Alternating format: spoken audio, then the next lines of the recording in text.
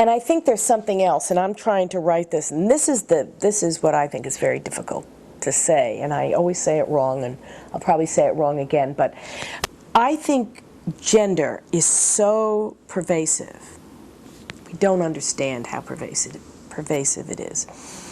And the acceptable gender role for women is to be self-sacrificing and not to be selfish. It's Mary, you know, you're very happy to give up your 32-year-old kid to be tortured and murdered, and you're very happy about it.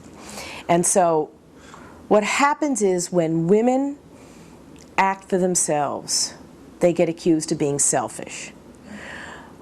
Or they're unwomanly. And I think part of what happened was that one of the reasons that, whether it was the women's rights movement of the 19th century or the women's liberation movement, is the one social protest movement that always gets denounced as being racist.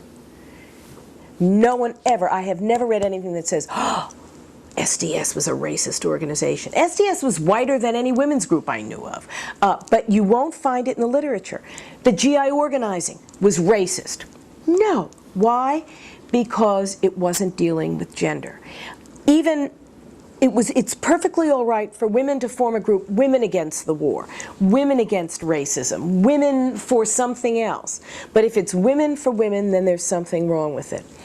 And so that's the issue, why I say race is far more complicated in discussing feminism.